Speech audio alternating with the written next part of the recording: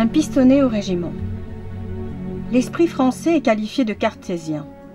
Toutefois, certains aspects de la vie de l'un des plus célèbres philosophes, René Descartes du Perron, du nom d'un fief familial, sont souvent ignorés. René Descartes naquit le 31 mars 1596 en Touraine. Il perdit sa mère un an après sa naissance et fut élevé par sa grand-mère et sa nourrice. Notons que Descartes était de santé délicate et que les médecins le disaient condamné à mourir jeune. En conséquence, il bénéficia dès son plus jeune âge d'un traitement spécifique, comme il le précise dans son discours de la méthode. « J'ai été nourri aux lettres dès mon enfance, et pour ce qu'on me persuadait que par leurs moyens on pouvait acquérir une connaissance claire et assurée de tout ce qui est utile à la vie, j'avais un extrême désir de les apprendre. Mais sitôt que j'eus achevé tout ce cours d'études au bout duquel on a coutume d'être reçu au rang des doctes, je changeai entièrement d'opinion. » Si l'emploi du temps de ses camarades de classe comportait environ 15 heures de cours par jour, Descartes eut le privilège de rester au lit pour étudier et recevoir de nombreux enseignements. Il prit alors l'habitude, qu'il conserva d'ailleurs toute sa vie, de se lever tard et de dormir pas moins de 10 heures par nuit. Par ailleurs, il eut aussi l'occasion, confiné dans sa chambre et dans sa solitude, de s'y ennuyer. Cela fut sans doute propice au développement de son esprit pertinent et critique, capable de se tenir à distance de certaines doctrines. Très tôt, il manifesta des dispositions intellectuelles si particulières que son père lui donna affectueusement le surnom de « mon philosophe ». Par la suite, il n'est pas surprenant qu'il exerçât une sévère critique contre ses enseignements, qu'il jugea trop théoriques ou abstraits, lui qui, aux doctrines de maître, préférait une connaissance claire et assurée de tout ce qui est utile à la vie. À cela s'ajoute qu'ayant atteint une certaine maturité d'esprit, il put s'interroger sur l'aspect contradictoire de quelques enseignements. Il fut interloqué par l'aspect disparate de plusieurs leçons. D'autant que les avancées techniques de son temps ouvraient de nouvelles voies d'investigation. Ainsi, il quitte le collège de la Flèche en 1614. 2 ans plus tard, inscrit à l'université de Poitiers, il obtient la même année son baccalauréat et sa licence en droit. Mais à la grande surprise de son entourage, il renonce à poursuivre ses études de magistrature pour apprendre l'équitation et l'escrime. Descartes décide subitement de devenir soldat. Quelle drôlerie! D'autant qu'il invoque pour tout prétexte à ce changement soudain d'orientation une chaleur du foie qui s'éteignit par la suite. Il s'engage donc sous les ordres de Maurice de Nassau, puis rejoint la garnison de Bréda aux Pays-Bas pour suivre 15 mois d'instruction intellectuelle et militaire. Là encore, il bénéficie d'un traitement de faveur puisqu'il est dispensé de corvée et même de participer à certains combats. En échange, il renonce à sa solde de soldat. Voilà comment on obtient un statut de pistonné au régiment.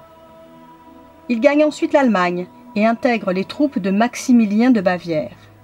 C'est là que le 10 novembre 1619, à Neubourg, menacé par une violente tempête de neige, il se réfugie dans un poêle.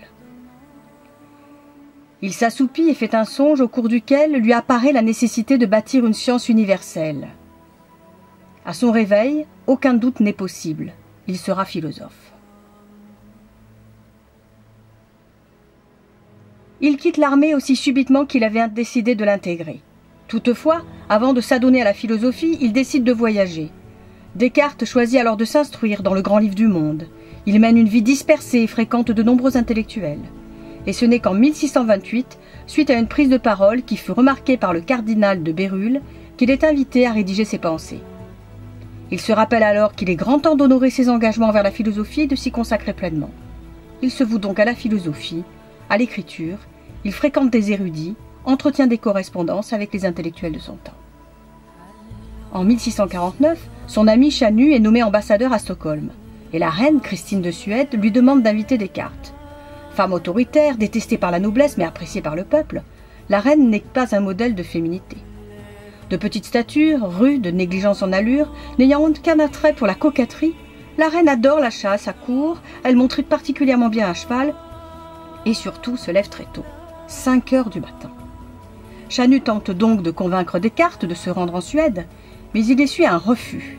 Descartes lui répond en ces termes dans sa lettre du 31 mars 1649. Les mauvais succès de tous les voyages que j'ai faits depuis 20 ans me font craindre qu'il ne me reste plus que de trouver en chemin des voleurs qui me dépouillent ou un naufrage qui m'ôte la vie. Je vous supplie de faire en sorte que, sans déplaire à la reine Christine, je puisse être dispensé de ce voyage. » Mais rien n'y fait. Ce que femme veut, homme veut. Descartes s'embarque donc à contre-cœur pour la Suède. Rien ne lui arrive en chemin, il n'a donc aucun prétexte pour faire demi-tour. Il est accueilli avec honneur et logé à l'ambassade de France. Mais la reine imperturbable exige des cours de philosophie. À l'aube, 5 heures du matin, et ce 3 fois par semaine. Cela en est trop pour le pauvre Descartes, habitué à se prélasser tardivement dans son lit. Pour se rendre au palais, il doit traverser la ville dans un froid glacial. Et le 1er février, il prend froid, et son mal se transforme en pneumonie. Les médecins veulent le sauver et lui prescrivent des saignées. Mais Descartes a des idées bien arrêtées sur la médecine et refuse tout traitement. La saignée abrève nos jours, et j'ai vécu 50 ans en santé sans la faire. Bien qu'il ait pris soin de lui toute son existence, soucieux de son hygiène de vie, il ne souhaitait plus s'en remettre à ses médecins. Lorsque ces derniers se firent trop pressants, il s'écria « Messieurs, épargnez le sang français !» Mais son état s'aggrava et la saignée lui fut pratiquée, accélérant par là même son passage à trépas. Descartes mourut dans la matinée du 11 février 1650. Lui qui avait toujours bénéficié d'un traitement de faveur, il avait suffi du caprice d'une reine pour venir à bout de sa santé.